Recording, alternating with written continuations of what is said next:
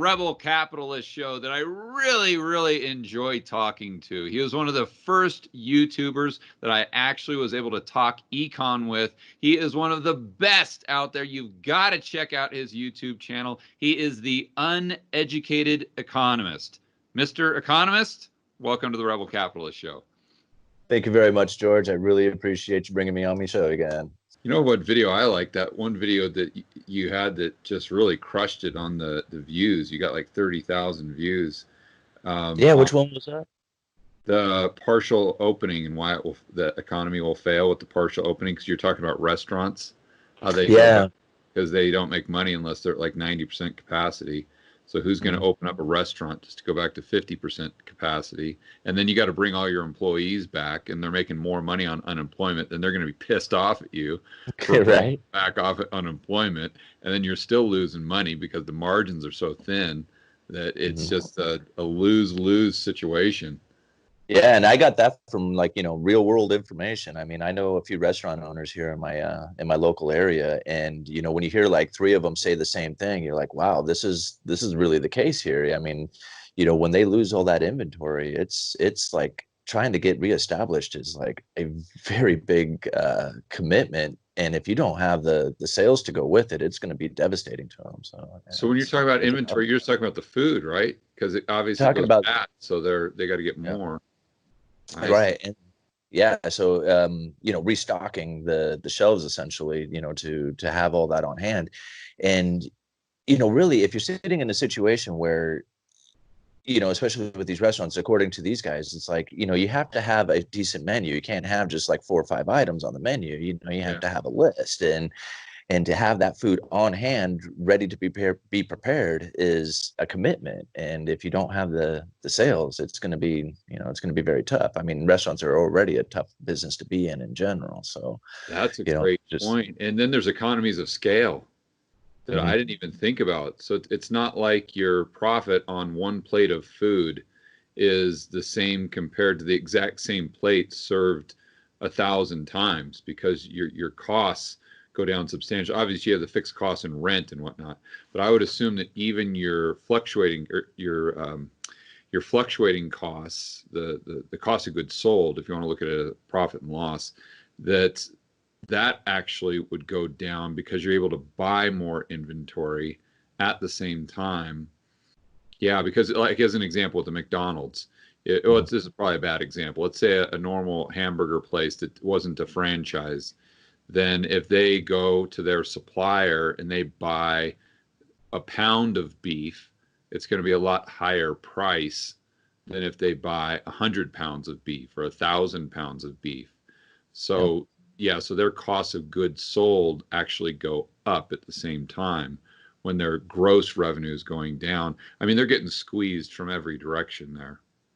All right. And then, not to mention, I mean, it's probably a little bit smaller on the scale of cost, but it's still, an added price into it, is that from a lot of these rules and regulations that they have with these restaurants, only allowing so many people to come in, but it's also they have to wear masks and gloves, and they have to switch these things out every time they deal with another customer. So if you have a wait staff who's helping, 6, 7 different tables, every time they go to that table, they have to remove everything they have, throw it away, and start off again with fresh masks, fresh gloves, and so it's like a constant churning of these items, even though, like I said, it's probably a smaller price on the scale, but it's still, it's still added cost going into just trying to serve the customers, wearing these masks and gloves, and then reestablishing, boundaries that people can sit in, barriers to keep people from being able to, say, sneeze across the table. It's just like, everything that these restaurants are going through. And then, a lot of these guys that I was talking with, some of them have just recently remodeled their place. So it's just like, I just already remodeled my place. I can't remodel it again to have these barriers up and all this, social separating that's going to take place within the dining room itself. A lot of them are just like, I'm not going to do it. I'm just, just straight up. And then have you talked to them about their insurance costs? Because that's one thing I was thinking about. Their liability insurance has got to, I would assume, would skyrocket, because before you would just have your liability, some kid trips or knocks out his teeth or something like that, or someone gets sick as a result of the food they eat. But now all of a sudden, what if someone goes into your restaurant and gets COVID, and heaven forbid, it's some 80-year-old person that dies as a result? I mean, do you have the family coming back and suing you, especially in the United States, or it's so litigious? You're right. No, I didn't even think about, insuring against somebody getting sick from COVID on that. I just, that didn't even cross my mind on it. But that is a great question. I'm certainly going to ask some of these guys I know about that and see what they have to say about it. But yeah, that's a very interesting point that you bring up there. Yeah, it's just with the liability, to your point, maybe having to reconfigure the restaurant itself. Who knows what other costs will come down the pipeline as far as adhering to additional regulations due to health and safety. And it's just, I don't see how these smaller businesses and the mom and the pop shop really survive. And I think that was the point of your video. And what's interesting too is the United States already is a country of just massive chains. You don't really see that too much. Like, I'm in Medellin, Colombia right now, as you know, and I spend a lot of time all over the world. And you see that in some places too, like they have McDonald's here and whatnot, but it's not like 90% of the restaurants are these chains that you recognize, like a Burger King, McDonald's, TGI Fridays, Olive Garden, whatever. So you've got this component of the United States where like 90% of the restaurants are already that way. So does this just eliminate the other 10%? So those are going to be your only options moving forward? What do you think? Yeah, well, it very well could be. In my area, like I'm a very out here on the coast, we're a very like tourist oriented area. So like, tourism is like a big part of our income here in Right. Clatsop County and Astoria. And most of our restaurants here, like we don't really have a lot of chains. We do have like the Burger King, McDonald's, stuff like that. But almost all the restaurants and bars are all privately owned. Somebody might own one or two of them, but usually it's just like, they own the one restaurant. And yeah, I mean, to think that they're going to get wiped out, that would wipe out like 90% of our restaurants here. We really don't have that many chains. So it's the opposite in your area. So that takes it to another level in the sense that this could impact rural areas and tourist areas even more so than the big cities. Yeah. And, we really, it would, I mean, especially us, like I said, because we're, the hospitality industry, we have a lot of hotels, we have a lot of restaurants. That's kind of like our big thing here. And, we have like, for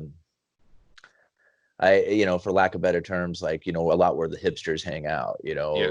we have like these really trendy places, and they're, with the difficulty that they're having and experiencing right now, if we don't have that type of, atmosphere going with these trendy restaurants, that are unique, there's nobody I mean, who would come? I mean, who would want to come and spend money just to, I mean, you could come and, view the nice scenery and stuff, but, people want that atmosphere. They want to go and hang out at the nice places. And if they're not open and doing business, then we're not getting the revenue coming into our area. Right. So therefore, I mean, what do you see potentially happening in just your local area with unemployment? Well, that's the interesting part about it is that, with the unemployment right now, because it was like, at first when I was listening to people talk about how difficult it was to try and even get their unemployment filed, just from the backlog of people and just the overwhelming, amount coming into the centers there trying to get their unemployment even started. A lot of people are getting that extra $600 and they're spending that. And what I found at first, because, I work at a lumber yard, I work at, hardware and do, home improvements, new home, products and stuff like that.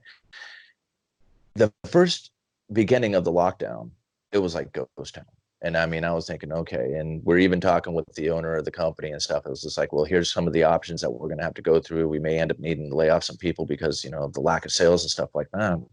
But then something very strange that nobody was expecting to happen is that all of a sudden we started having a lot of sales, and like Really? the transactions were just flying Simon, off the charts. what's the timeline there?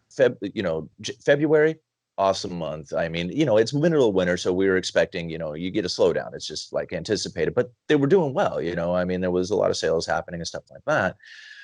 But then the lockdown threats started coming in, and getting towards the end of March, it was getting very scary. And yeah, come like the very end, the last week of March is when we were talking this, like, okay, we're gonna, have to talk about cutting hours, maybe cutting a day out, cutting, maybe some staff.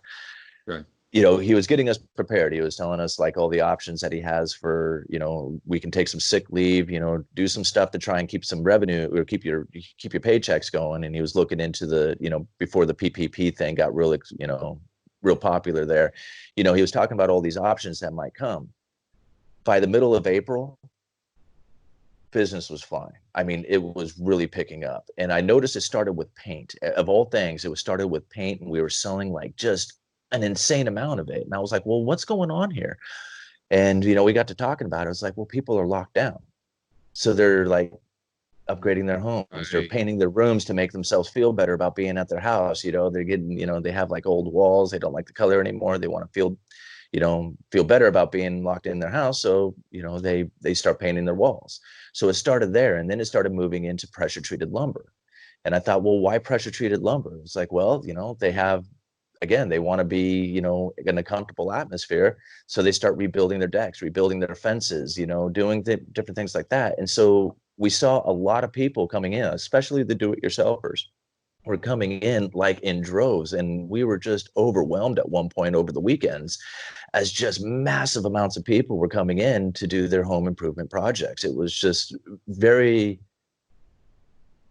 we were not expecting it. It was a little bit overwhelming at one point. And I was like, well, where did all this come from? And it was at the same time the stimulus checks were coming in and people were getting that extra revenue, the extra $600 a week. And so people had the money, and so we actually saw how that stimulus package was actually working for us. And since everybody else was locked down, like I said, we're a major like kind of hospitality, restaurants and stuff like that. And none of those places were open. They didn't really have any other place to spend their money. And at the same time, we're like, again, I'm in a small community, so it's not like we have, a bunch of places that you can go to buy this type of stuff.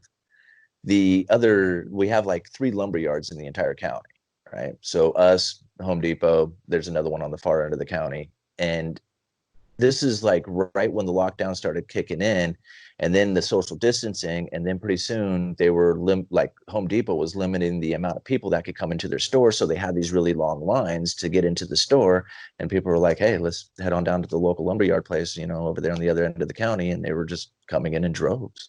And it was amazing. I mean, it was very surprising. We were not expecting that at all. That is really interesting. It's so great to hear this, and kind of like the boots on the ground. You've got the experience. You're kind of in the trenches every day. So my next question is inflation. How does that work out? I like to track 2x4/8 standard and better. That's like the most common piece of lumber that you could possibly buy in a lumber yard is a 2x4 8-foot stick of lumber. Okay. And so I keep my eye on that price because that's the one that moves the most. Like, doors, windows, and maybe like, some of the bigger beams and stuff like that, they don't move as much as the pricing of a 2x4/8 does. And so I watch that comparatively to the future prices because, obviously the mills are at future prices when it comes to, selling per 1,000 board feet. And when you're down at the retail prices, there's something very different taking place there. And so, yeah, right now I'm looking at a 2x4/8 selling for $3.95. Okay. Well, at the height of the price, when futures were at 650 per thousand. Now that was, I think that was towards probably the last quarter, the fourth quarter of 2017. We saw future prices at 650 per thousand. And a 2x4 was selling for $4.29. Well, now we got future prices at around 350, 360 per thousand, and that 2x4 selling for $3.95. And so again, it's like the supply and demand, like they parked all the planes. Well, mills curtailed development and the inventory had tightened up dramatically. And so to even get your hands on 2x4/8s right now, well, I mean, you can get them, they're out there, but they're getting more expensive on the retail end of things because nobody really has any to sell. Even like, so I do a lot of ordering for the yard, and like again, 4x4, 10-foot pressure treated. One of the weird things out there you wouldn't expect to be gone, but I cannot find them to buy anywhere. I mean, it's just like people want these things for their decks, for their fences, for, you know, a lot of different purpose. And I cannot get my hands on a 4x4, 10-foot pressure treated.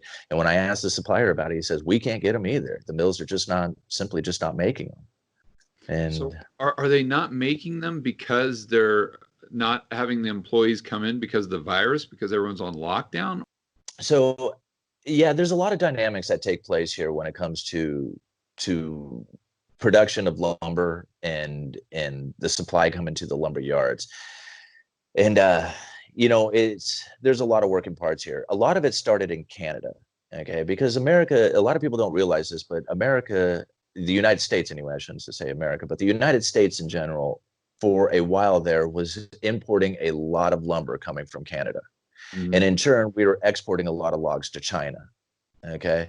Now this was 2017 when we saw that 650 per thousand futures price. And then shortly after that, we started getting the trade wars. Okay. And China was like, okay, hey, we're not interested in your logs anymore. We're gonna switch our purchases of logs over to Russia and Ukraine.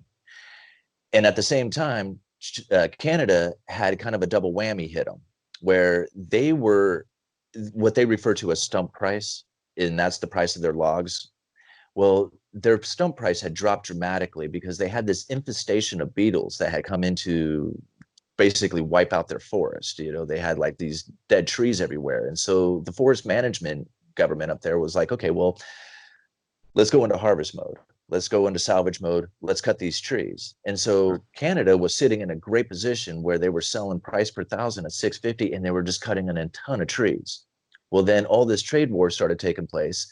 We stopped selling a bunch of trees to China, and in turn, we hit Canada with like a 25% tariff on all their softwoods, and they just got nailed. And they were like, okay, well, now what?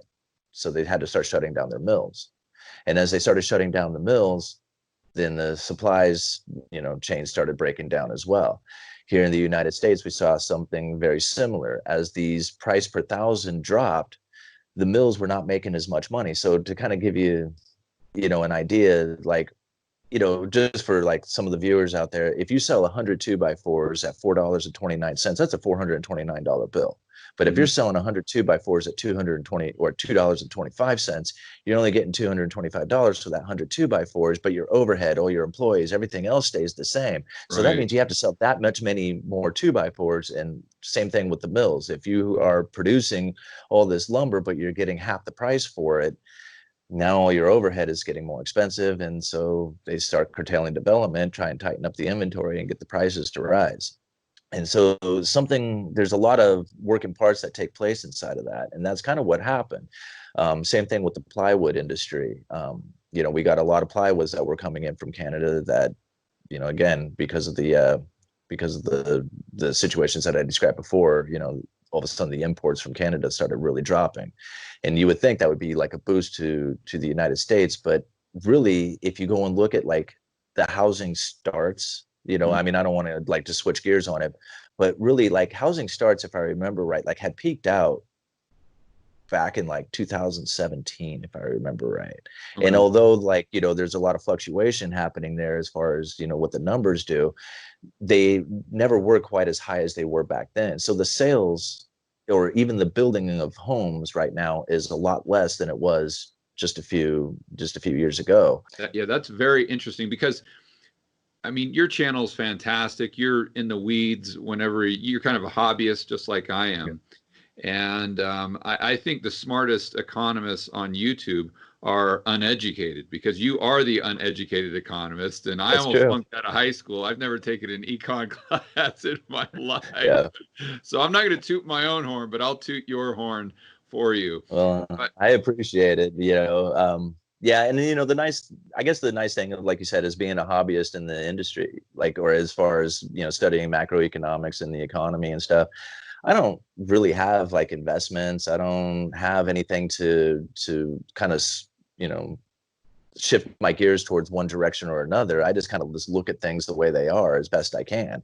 I don't anticipate or hope for anything to take place. I just watch, and that's nice. I'm like basically sitting with popcorn, Yeah. keeping an eye on things. Yeah, exactly. But my point there is that you do study this stuff quite extensively. So I know that you've been researching inflation versus deflation. So what are your thoughts on that? Well, again, it's like you were saying, like, it's a lot of it has to do with that debt component. Like, how much accessibility to debt do you have? And if people are making a payment towards something, they don't really care how much the item costs as long as they can make the payment. Right. And a lot of that has to take place, is the same with like, the lumber industry. Like when I saw a sheet of plywood going for $26.50, this is a half-inch CDX, like the most common piece of plywood that you could ever buy for doing construction, sheathing piece, and it's selling for $26.50. And I'm like, who in the world would be buying this? And then it dawned on me, somebody who's buying it on credit. That's who's buying it, because they don't care how much the piece is as long as they can make the payment on it. And that's the reason why you saw those prices going so high, is because most of it was being purchased on credit. Well, when the credit supply starts to contract on that and people are not having the accessibility to that credit to buy that lumber anymore, then the prices come down to meet the capabilities of the people who have the cash to buy it. And so there's a lot of reasonings for what I see, at least for deflation inside of the lumber prices. I think a great argument about the inflation deflation came from I don't know if you caught that Macro Voices interview with Dr. Lacey Hunt, but Yeah, so let's dive into that. That was an absolute awesome piece. I had to listen to that thing like 5 times to even get I was like, what is this guy talking about? I was like, holy moly. It was a really good one. cool. But I think probably the easiest way to kind of explain it to the viewers is that, a lot of it has to do with money velocity and how quickly, dollars change hands. But it also has to do with a lot of return on investment. And to kind of give the viewers an idea of how that kind of works is like there was a time that you could get a 6% interest on your 30-year bonds. And if you had $1 million that you had purchased in 30-year bonds, you would get like $60,000 a year from that, which for a guy like me, that would be like a pretty decent income. But now if you had $1 million in 30-year bonds, you would get like $13,000. You would have to have another job on top of your $1 million investment in bonds. And so the return on your investment has diminished quite a bit. So even though there's a lot more money out there, the interest rates are so low that the return on your investment doesn't give you the ability to spend that money into the economy unless you start spending your invested money. Yeah. Right. That's why savers get screwed. That's why savers get screwed. Yeah. Yeah. Exactly. Okay, so let's go back to Lacey Hunt's argument there, and I'll just summarize it for the viewers the best I can. He basically believes there's going to be deflation because he doesn't think there's a way currently for the Fed to actually spend money. I think those are his words. And he categorizes, or he defines, money printing as it's kind of a little different than most people define it. And that's where it gets very, not necessarily complex, but it gets convoluted, I think, for the average listener, the average viewer, because these economists throw around the word money printing or the term money printing, and it can mean a variety of different things based on the context that they're using it. And so, as an example, the Fed prints money, but they're printing, or they're creating bank reserves. They aren't necessarily printing dollar bills that just immediately go out into the economy. And the banks, the commercial banks, the retail banks, they're the ones that are really in charge of printing money the way most people think of printing money, creating additional supply, M2, or broad money in the economy. And they do that using those bank reserves as a backstop. Let's say you got a 10% reserve requirement. So those are your reserves, the bank reserves that you can lend against. But we talk about money printing as well. Is it money printing in M2, or is it money printing in base money? And I think Dr. Lacey's point is that right now the Fed only has the ability to print money or bank reserves, and they could print 50 trillion, 100 trillion. It just doesn't matter. And we're still going to experience deflation because those bank reserves just sit at the Fed. And Right. but he had a caveat there with Eric, because Eric really pushed him on this, which I thought was brilliant. He said, if we get to a point where the Federal Reserve Act changes from a standpoint that the Fed can actually spend money into the real economy, like helicopter money, instead of just the government doing it. So now the government spends it into existence, and the Fed, then the primary dealers buy the debt, and then the primary dealers sell the debt to the Fed. And that's how you can increase the money supply and hopefully get that velocity if you get the money to the right individuals in the economy. But currently the Fed can't do it. My argument, I think Eric's argument was, yeah, but they've ignored every other law. So Right. why on earth are they why would they not ignore this as well? But Dr. Hunt, his proposal was that, hey, they're going to stick to this one because this would be a hard rule to break. So he thought, if they stay within the confines that they're in right now, we're going to have deflation because, to your point, prices are just going to go down. People are going to have less money. They're going to have less credit, and you have a destruction of credit. You have a lower money supply. So you just have the CPI continue to go down. There's not much they can do. He said, but if the Fed starts spending money into the real economy, then he says it's game over. Then he goes directly from deflation, not to inflation, but to hyperinflation. And I Right. thought that was just really fascinating. What are your thoughts? And try to, if I didn't explain it well, go ahead and give it a shot. No, I mean, I think you explained it pretty well. But the Fed, like you said, they're kind of limited on what they can actually do with their money, or with the printed money, or with the reserves that they produce. I mean, they pretty much are buying things that have already been purchased, right? I mean, they go to those primary dealers who have already purchased the treasuries, and then they purchase it off of those guys. And it all But stays within the financial system. and It's it's and yeah, and transactions from one bank to another, so it doesn't mhm. create additional deposits. I think probably one of the things that because you hear like the Fed is not going to go into negative interest rates. Well, that would be like the next step for them, to try and get the economy rolling again, or at least get people to take out debt, is to take the interest rates even lower. But since they're already at the lower bound, they really don't have any room to go anywhere with it. And so, one of the biggest arguments that I think is out there is that, if interest rates go negative, and especially if it starts, the negative interest rates, because, really that stays in the financial system, like you were saying, the negative interest rates. It doesn't really come down to, like, the people's money themselves. Like, that doesn't land in their bank deposits, and it doesn't go into their mortgages and stuff. Although we did see, what was it, Denmark or Yeah, somebody they who went had to, like negative, they had it for a little bit. They had some negative yielding bonds on their mortgage-backed securities, and in turn was able to provide some negative interest rates to the home buyers. But it was very brief, and it was very small. And I think the major argument is that they can't really do it because, the moment that negative interest rates get used to that extent, then people would start pulling cash out of the system, because they don't want to see their cash get, taken away through a negative interest deposit, so to speak, on their bank accounts. And the IMF put an argument out there a while back talking about how they were able to deal with this. And it's kind of funny that you're starting to see in the stimulus packages a lot of talk about digital dollars. And I think this is kind of a preliminary to the negative interest rates, is by issuing these digital dollars. Because in that IMF, I don't know if it was a report or a blog or something that they have, but I link it to some of my videos that I put out.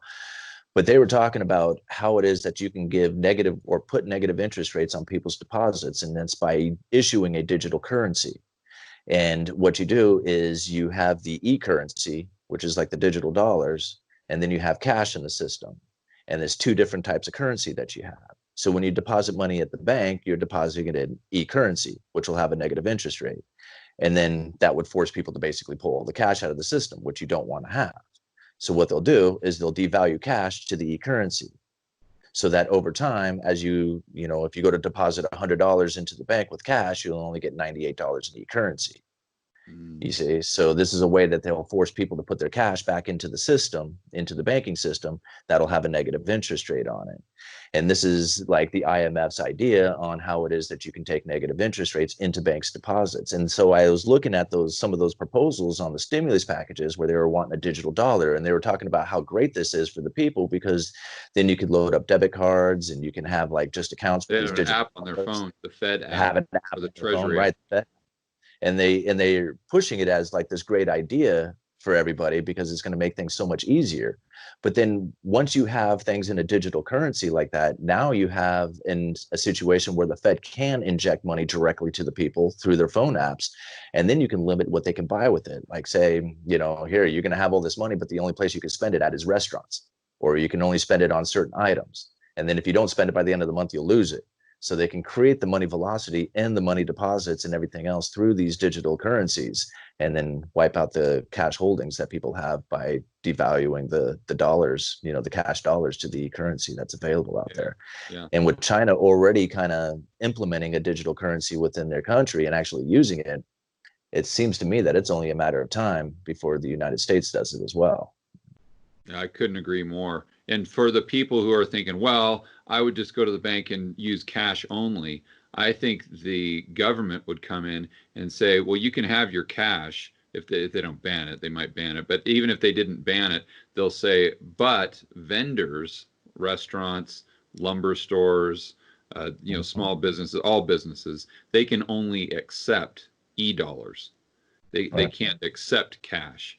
And then I know a lot of people get pretty hardcore. They say, well, I just use cash anyway. Well, maybe, but it would be like dealing drugs in the sense that you could, but do you really want to risk going to prison for 10 years when you've got a wife and two or three kids that depend on you, or a husband that, or whatever, vice versa? Do you want to take that gamble just to go ahead and use cash? I think most people, the answer would be no. And I totally agree. I think that's exactly how it plays out. Yeah, and a lot of people have this a misunderstanding about cash. They feel like they say that it's illegal not to accept cash. But that's not the truth at all. Even within the Fed's own statement, that there is no law that requires people to accept cash. It's just happens to be, written on the money that, this is legal tender for all debts, public and private, but it's not required to use. And it's also like very I've never had so many people, like, because I work a retail till, like, I just bring customers up. I've never had so many customers come to me and ask me if I accept cash still. So there must be a movement out there of stores who are not accepting cash or are asking people to use their debit cards. So the shift away from cash is just kind of like taking place all on its own. It's not even like being forced. It's just the idea that handing money over is kind of dirty, and people are kind of worried about the a virus being on the money itself, and so they're using debit cards. And and so it's just kind of like the shift has already taken place even without their efforts. It's just like people are already kind of like stepping away. And I noticed like my cash sales have dropped dramatically, and a lot of people are just using their debit cards now. They're not even. I had one guy, I tried to hand him back his change. He said, no thanks.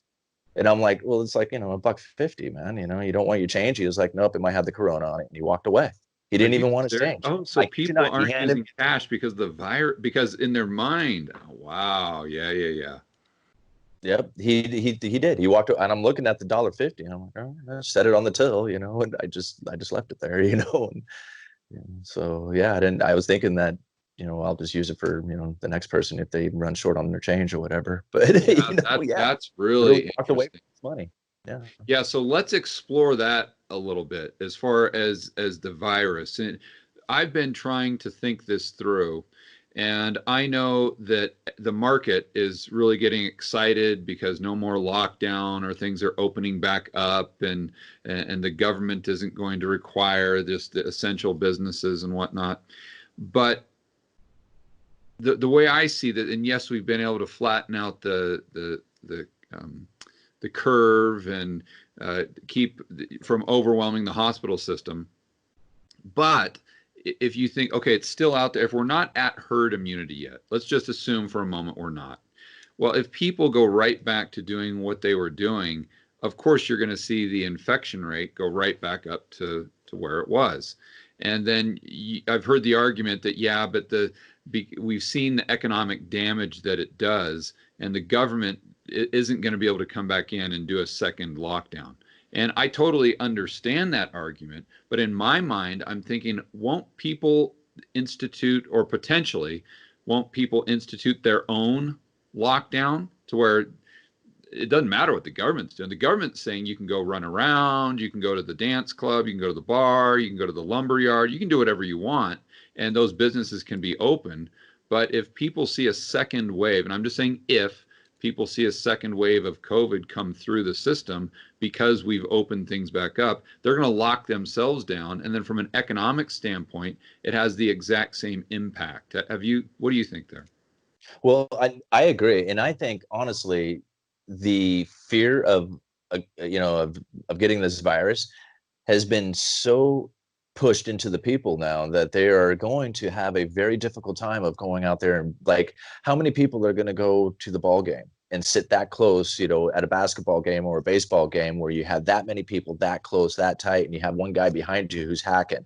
I mean, people are going in their minds, even if the guy's not sick, he's just, the thought of it is going to have people so, especially when you got kids. I mean, you've got kids, I don't. So I mean, how does that play out from a father's standpoint, or the standpoint of the parent? well, yeah, even taking my kids into the store, like, I am like, don't touch anything, stay close to me, like, in I'm not even really that worried about it, but I was just like, but yet I'm like watching them, don't touch, don't, and so, yeah, taking, just going off and being in public in general, I try and, yeah, I'm like trying to corral my kids, keep them from, getting too close to anybody or getting close to anything that somebody else has touched. It's, yeah, it's going to take some time to subside that fear. But if it even starts kicking up again, people are going to panic and they're going to lock themselves down, just like you said. I mean, here in my county, the cases are increasing. They're not diminishing. I mean, I have an app on my phone that lets me know when they get another case in, and I just kind of watch it to see what happens. And over the last, 2 weeks, we've had more cases come through than the whole rest of the time. It's Really? like, yeah, well, a lot of it came from a seafood processing plant. And so, like, a lot of these guys are working in a cold environment. They work very close to one another. And so when a couple of them got sick, they tested the whole plant. They realized that, hey, there's like, a bunch of guys here at this plant that are sick. So that contributed to a big number of the amount of cases that were here in the county. But even since then, there's been, a half a dozen more cases that have come up. And it's just like, I know that seems kind of small, but I'm from a small area. So it's not like, I mean, it's in the overall amount of people who are sick, that's like representing like, 10% increase, in the amount of Yeah. cases just in the last week or so. And yeah, And you it's, guys are on lockdown there, right? Or how does it? we, What are the we rules there? just, yeah, we just did a partial opening. So now the restaurants are open, the bars are open, stuff like that. But the rules are so difficult for the restaurants right now. Like, you can't sit at the bar. You have to have tables that are like 8 feet apart from each other. There's like all these, you can only have like 25% capacity. It's very difficult for these businesses, but they're opening up because, they want to make money. They have to do something. And even if they were to run, like we talked about earlier, even if they were to run at full capacity of what they are allowed to do, they're still not going to be a profitable business. I mean, they'd be lucky to break even just to pay the staff right now. And Yeah, and you made a great point in one of your videos that I watched this morning, that who's going to go to the bar? Like, why do you go to the bar in the first place? You go there to do karaoke or have a few beers with your buddies, or meet people, and you don't go there to stand in a corner 10 feet away from everyone else and just have a beer. I mean, it's right, so that you've doesn't got make any that side of sense. it too. Yeah, it's just yeah. Exactly. And it's because I work at a bar on Sunday nights. I do a bingo calling, I do a little entertaining on that, and the whole point of the whole event is to bring as many people into the bar as you can. So we're not even doing that game anymore until we can open up completely. So it's just like, that and the theater that I was doing the play at, they're not opening up for the same reasons. That, once you have staff and you have everybody else who's, operating this theater, it'll only allow you to bring in like 10 or 15, audience, 10 or 15 people for the audience. It's not enough to do any good as far as making money. It would be counterintuitive to work in. So yeah, the partial opening is not going to be very successful as far as I'm concerned, as far as helping the businesses out. It's going to be more detrimental than helpful. Yeah, right. And then when if we have another wave come in, that makes it even more extreme. Even if the government keeps things opened up, it makes it more extreme from a standpoint of just people locking themselves in. But how is I mean, we're talking about all these small businesses in your area just not doing business, and how is that affecting the local unemployment rate? Because a lot of these small businesses had applied for the payroll protection program, they're not really labeled as unemployed, and they're still collecting a paycheck, and so they're still, like in their mind, they're still getting paid, and that at some point they'll go back to work. But if you didn't have that payroll protection program, the unemployment rate would be a lot higher. And if you didn't have that extra $600 a month coming in from the Fed, from the federal government anyway, then most people probably wouldn't be spending their money at all. They would be holding on to all of it. You got the forbearance, and rental protection kind of thing, where you can't get evicted. All these things are kind of just, have people kind of subside on as far as their concerns about whether or not they're going to have the money to continue on. So they're willing to, spend their money into the economy. Yeah, At least that's what I kind of see. But yeah, if you didn't have all those insurances taking place right now, it would be a lot more chaotic, I feel. I don't think we would have nearly the business that we had going on. yeah, that makes a lot of sense. So you've got people kind of in intuitively they're concerned, with their kids and with the maybe the elderly people around them, but they're probably thinking, okay, this is just a V-shaped recovery, because I remember how it was in January, and it's just if it they don't really understand economics like you do, so they don't understand that the underlying fundamentals of the economy were broken prior to the virus. So they just think we go right back V-shape. I'm going to go right back to my job, business as usual. So why not just have a little fun, spend this money, this free money that I'm getting from the government right now? So then thinking this through, if they go back out and then we have a second wave, they come back in. I mean, how long will the government need to fill the void? And then how long can they fill the void? Is there a limit to how much money they can just print and give out? Yeah. Well, now you're talking like, getting into like some of the modern monetary theory stuff, where they just start doing UBI and giving people like monthly checks from now on. Do I you still think have that'll happen? well, I think it's a possibility. I don't think it'll work. I mean, I think it will work for a time. In fact, people will probably even praise it after, because who knows how long that could last. But as well as I do that, you can't you can't just get paid and not work. I mean, there's got to be production and servicing taking place, and that's the economy, not just getting paid. I mean, you got to be able to pay money too. So somebody has to produce and somebody has to serve in order for the economy to work. And you can't just get paid money and expect everything to be, hunky dory after that.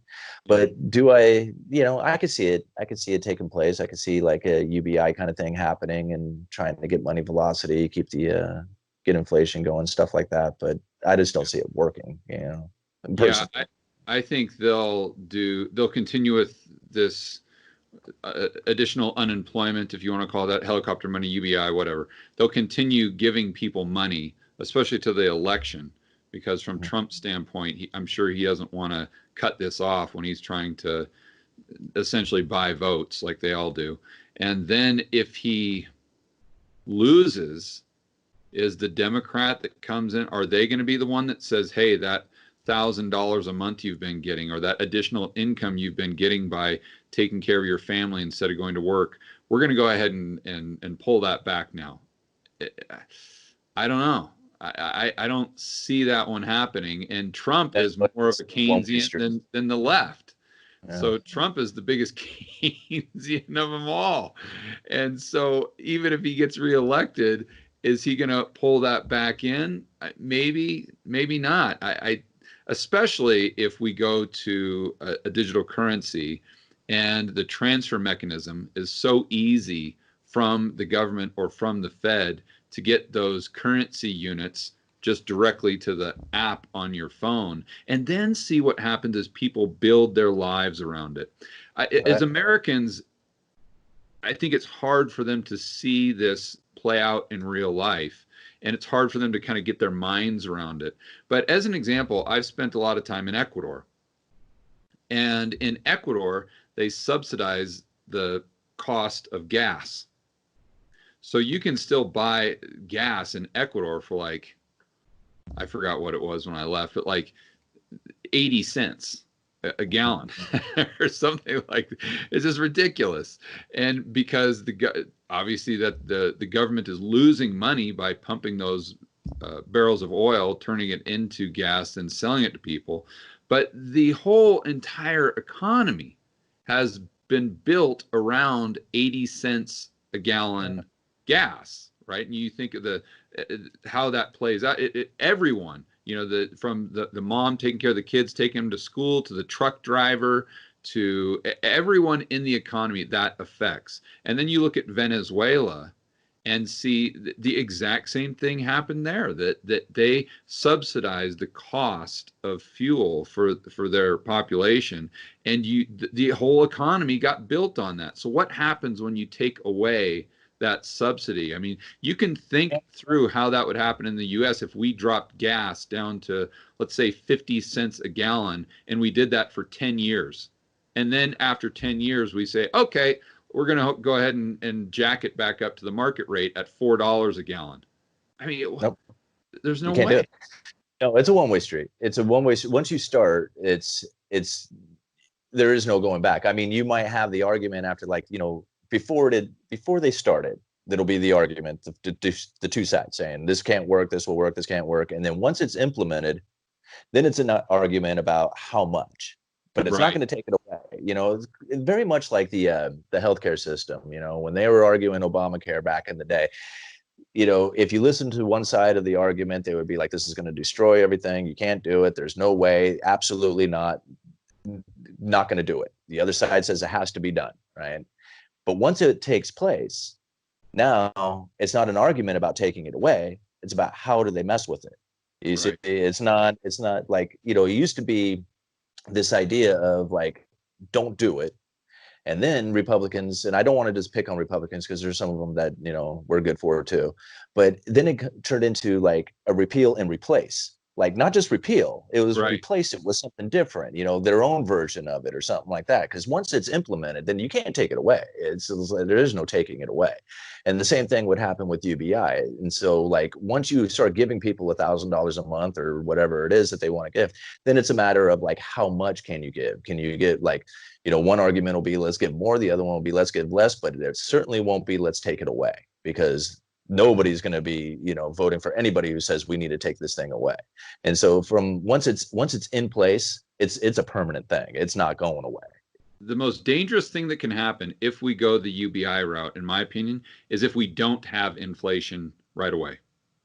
And the reason I say that is because, let's say all of the fear mongers like you and I are saying, yeah, you do the helicopter money and you're going to see prices go up, and it's just going to decrease the value of the dollars that are currently in the system. And although it may benefit some people, it's going to hurt others who have saved those dollars, or maybe people have bonds in their 401k or whatever. But what happens if they do this experiment, let's call it, and after a year or maybe even 2 years, there is no inflation, or at least what the government will admit to in the CPI numbers, it's still, call it 2-3%, something like that. Then everyone comes back and says, listen, uneducated economist, George Gammon, you guys were fear-mongering for no reason. It's just like 2008, where the Fed took their balance sheet from 800 billion all the way up to, call it 4 billion. We printed all this money and we didn't see inflation back then. You gold bugs were sounding the alarm in 2008. You're doing it again now. And you guys just need to take a back seat and let the adults in the room take charge. It's, what do you go with it? Because you think about it, like, Ben Bernanke, when he started the quantitative easing programs, people were screaming hyperinflation then. They were like, this action is definitely going to do a hyperinflation scenario. There's no way about it because you can't print up this much money without it happening. And now we know the reasons why it didn't happen, why we didn't see the inflation there. But one of the arguments that Ben Bernanke said is that if we drop these interest rates down, it's going to make houses more affordable. But did that happen? I mean, here it is 10 years later, and the prices of houses far outpace the wage growth. Yeah, right. So, yeah, you can use the argument that it didn't cause the hyperinflation or it didn't cause like that major inflation scenario, like everybody said, but it certainly didn't do what they had promised it to do and make houses more affordable for people. It made the payments that they can make maybe more affordable, but the price of the house itself made it far outreaching to the average person. And now you have, this disparity towards the people who can afford and the people who can't. Let's talk about housing, because we talked about lumber, we talked about kind of the where it is in the trenches and kind of your insider insights that you have, but how do you see that playing out into housing prices, just broadly speaking, over the next 3 or 4 years? Well, I In mean, nominal terms, in nominal terms. yeah, if the Fed has their way, of course, the housing prices are going to continue to rise, and they certainly won't fall. And they're going to do everything they can do to try and keep that from happening. But I just have to kind of look back and think about, like, well, what about the pool of buyers? Yeah. What about these pool of buyers out there who are going to come in? Like, we were saying the millennials and everybody else out there. You have massive unemployment taking place. They say it's going to be the worst unemployment since the Great Depression. They're talking about like wage growth not keeping up. They're talking about all these, situations in which that are going to be very difficult for people to go out there and buy a house. And so I can only assume that, the house prices are going to have to come down to meet the capabilities of the buyer at some point. You can keep playing the game where we're like, okay, well, we'll offer this forbearance. Well, what if you didn't offer forbearance? Then what? What would house prices be right now if it wasn't for all these people, like what, $1 trillion in missed payments right now? I mean, what would happen to the prices of all these homes right now if there wasn't forbearance taking place? Right. Yeah. So these actions that they're taking right now are keeping the prices bubbled, but it's only a matter of time, in my opinion anyway, that at some point these things are going to have to come down to meet the capabilities of the borrower. And, even now when you have like, even though the interest rates are low, it's getting in, I have a lot of people who kind of argue with me about this, but right now, even though the interest rates are low, the capabilities of getting a loan are getting difficult. Again, if you're in forbearance right now, you can't just go off and refinance your home. You can't take advantage of these low interest rates. You have to wait 3 months or 3 months of non-skipped payments in order to acquire a new loan. So that just took a whole bunch of people out of the market, who are not going to be able to like sell their home and buy a new one, so to speak. And at least in the course of 3 months, you have to have 3 months worth of payments made. And then all the people who are unemployed, who are collecting a check and maybe even making their payments. Well, if you don't have an income coming in, most likely you're not going to get a loan either. So the pool of buyers is shrinking by the day with everything that's taken place here. And if they didn't have all this insurance, I would feel that the house prices would be dropping dramatically. There's a lot of things that are taking place behind the scenes, at least with these mortgage lenders and stuff. I know, like, and it's really hard. Like, it took me a while to kind of understand what was taking place there with those mortgage lenders and their hedge against the mortgages that they sign, because when they sign a mortgage, they basically just sell that off. They don't want to hold the mortgage. They want to get you to sign the contract so they can sell it off. Yeah, but there's a time in there that they don't close on the loan. I mean, you had a fantastic video on this. You want to explain that, Simon, because I think it's just fascinating. Yeah, and really, it and nobody kind of foresaw this. The Fed, I mean, I can't imagine the Fed didn't see this happening. I mean, those guys have like, every economist looking at every angle, and to think that, oh, geez, we missed this, it's just, yeah, but the unintended consequences yeah, they're not that bright, I don't think.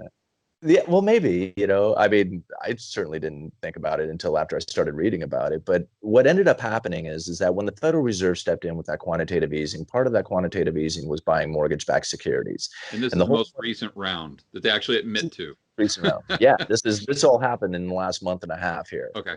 And yeah, not private, but or previously, but not yeah, QE. It's actually yeah, QE. exactly. So what ended up happening is that when the Federal Reserve bought these mortgage-backed securities, they bought an intense amount of them, and the whole idea is to keep the prices elevated in the mortgage-backed securities, because once the prices start to drop, then the interest rates start to rise, just like any bond out there. And if they had people out there dumping these mortgage-backed securities, then the mortgage lender wouldn't have mortgage-backed, the mortgages to sell.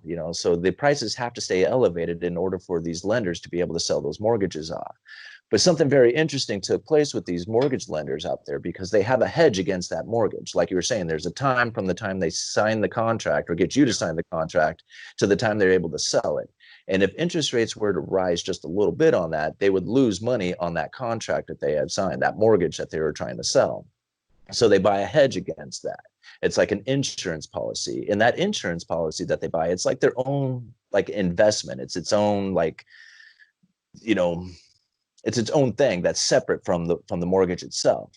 And the idea is that they bought that thing on margin, which basically means is that they're using that as the collateral to buy it. And if the interest rates were to drop, the price of that, or that insurance policy, basically the value of that thing falls. And since they bought it on margin, the broker is doing, hey, we're doing a margin call on that thing. You need to come up with a bunch of money because the collateral that you're using to buy it just fell out in price. Money And they so, don't have. yeah, money they don't have. And since these mortgage lenders are not really working on a ton of capital, they're just basically, signing these mortgages and selling it off and then keeping the profit in between. When those margin calls got called in on them, they're like, whoa, wait a minute. We don't have like the billions of dollars. I think it was like $500 billion that they caused in that. And a bunch of these mortgage lenders are like, we're going to go out of business if you keep dropping these interest rates at the pace that you're doing it. Yeah. And a lot And of people just to be clear for the viewer, to be clear for the viewer, because if the Fed comes in and buys up enough of these mortgage-backed securities, that drops the interest rate, but it drops it so quickly, and that it goes against right. their hedge so fast because they're hedging interest rates going up. So it happens so quickly that they get a margin call where they have to come up with cash to meet the margin call. They don't have the cash, and the Fed basically wipes them out because there's no liquidity in the system, and because the Fed created so much demand that they dropped interest rates so low so quickly. Right. Exactly. And and that was a big problem for these mortgage lenders. And so you think about it, if a mortgage lender is sitting in that position where they don't have,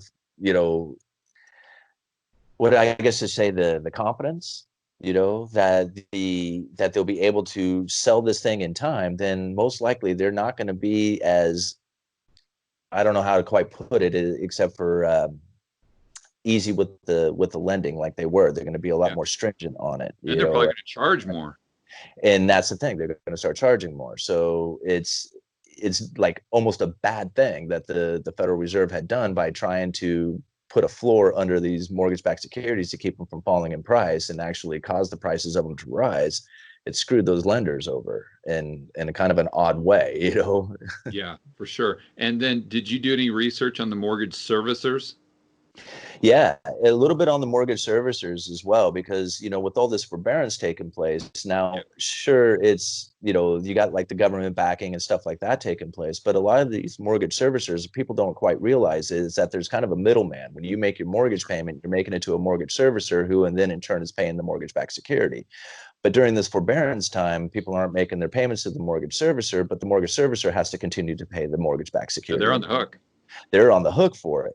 And a lot of times people don't realize this, that I'm sure a lot of people realize it when they're making their mortgage payment, that they're also including their taxes and insurance in that as well, that they stop making the taxes and insurance payment on the mortgage because it's a single payment that they're making. And they don't realize that the mortgage servicer is also liable for that as well, because they're the ones who are handling these mortgage payments. And so that they don't get reimbursed for. And so there's a issue with the mortgage servicers. So now if you have an issue with those guys and the mortgage lenders, now you got a troubled market that's taken place. And I can only see that being more trouble or more headwinds for the housing market coming into the future. Fantastic insights there. And I know I've been keeping you forever here. I appreciate your willingness to sit down and chat for so long. What do you think about gold, silver, Bitcoin? I've been trying to ask all my the people I interview about those three things. Yeah. I am a big fan of all three. I am a very big fan of all three of those items, and I am especially a big fan of silver. And I think probably like what I like most about silver is that it's a vital commodity. You Mm, know, you can have a lot of things out there that are an investment, and I don't really look at like silver as an investment. I look at it as an insurance policy for myself. It's something that's okay. outside of the system. It's something that is it's in my hand. I don't have to worry about a bank closing or somebody not, or an envelope coming in the mail or, anything like that. It's something that's in my hand. It's mine and I can trade it. I've built up a network of people around me that I know I can trade silver for. So to me, it's like, it's an insurance policy for me. And then when I look at it comparatively to gold, it's like, man, this thing is like incredibly undervalued. I mean, they pull gold out of the ground to silver at a 10-to-1 ratio. So for every ounce of gold, you get 10 ounces of silver, but it trades at over 100-to-1. So it's like comparatively, the price of silver to gold is like, it's like tiny in comparison. So either gold has to come down or silver has to go way up to meet that comparison. And so you take the industrial side of things, that the demand for silver is a vital commodity. You can have Bitcoin and you can have silver, but you don't need Bitcoin to have silver, but Bitcoin needs silver to exist. Right. You see what I'm kind of getting at there? Is like, silver is its own thing away from it all. I like Bitcoin because it has a lot of the same characteristics of silver as far as being outside of the system. It's its own thing. But you are, kind of reliant on networks working and, stuff like that. But I've used Bitcoin quite a bit to do sales and stuff, and I found it to be a very convenient form of transactions, especially if you're, transacting with somebody who's not in your location. You can transact with anybody around the world almost instantaneously, and you don't have to go through any other mediator or pay fees to do it. Well, you got to pay a little bit of fees, but I use Litecoin, so it's like pretty small in the fees. Mhm. So it's like, I really like those things. But then gold, on the other hand, is like the monetary metal of kings. So like when you look at central banks, that's what they hold. They don't hold a lot of silver, they hold gold. Countries hold gold. Rich people who are trying to hedge their bet against inflations and different things like that, they hold gold. And so gold is like the prized possession when it comes to monetary metals. So yeah, I mean, that's kind of the way I feel about all three of those things. And yeah, the prices, they may change and fluctuate around and stuff like that, but ultimately it's a commodity that's in your hand that's separate from Yeah. everybody else. That's what. Yeah. What would happen if interest rates on treasuries go negative and you've got a country like China that gets a lot of dollars, so they take those dollars, they buy treasuries, but now all of a sudden they've got a negative carry on those treasuries.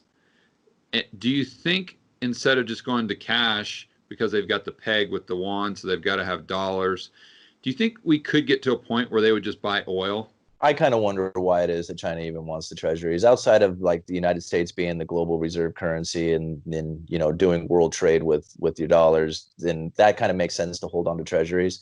But as far as like, holding it on because it's like a prized possession or something like that, I just don't see it. And there's no reason to think that there's couldn't be a new form of world currency that takes place. When they start this whole digital currency and they start really ramping that up and giving other countries the ability to transact with them using that digital currency, this is going to take a lot of power away from the United States. And when you got the United States who implements sanctions and, uses that economic power against people, against other countries, it really gives them a lot of incentive to step away from those treasuries and start moving into that digital yuan or something else. So, yeah, I see like the treasuries being held by China is a great speculation because most likely the treasuries at some point are going to go negative and they'd be able to sell those things for a profit. But holding on to oil, an actual commodity that they can use, is a much better proposition as far as I'm concerned, when it comes to, China and what's better for their country. It's no surprise how much, like there's a big secrecy on how much gold they have. And it's almost as if they're anticipating that they're going to step away from the treasuries at some point. Now, I don't think it's going to happen anytime soon, but I certainly do see it taking place in the future at some point, you know, especially with that implementation, that instituting of that digital yuan. It seems like they're almost gearing up for it, like very slowly, you know. Yeah. All right, buddy. Well, we'll go ahead and leave it there. Awesome, awesome interview. For any of my viewers who want to find out more about what you do, or you produce content that's just absolutely amazing, where can they go to find out more about what you do and the content you produce? Yeah, I just have my YouTube channel, Uneducated Economist, you know, on YouTube, and I don't really have any other place. I do a little bit of twittering, and I have like the you know, Facebook thing, and you know, a little bit of Patreon and stuff like that. But pretty much everything I do on YouTube. I do most of my commenting there and stuff like that. So yeah, YouTube, Uneducated Economist, and that's where you can find me. And if you want to send me an email, that'd be great. Uneducatedeconomist@gmail.com. Yeah, I'd love to hear what your thoughts are. If you have any links that you'd like to send me, I mean, I love reading what other people have to, you know, their opinions on different things. So, you know, that's how you can reach me. All right, buddy. Well, I appreciate it again. And I can't wait to have this chat in 2 months and revisit everything we talked about today. Yeah, sounds great, George. Thank you so much.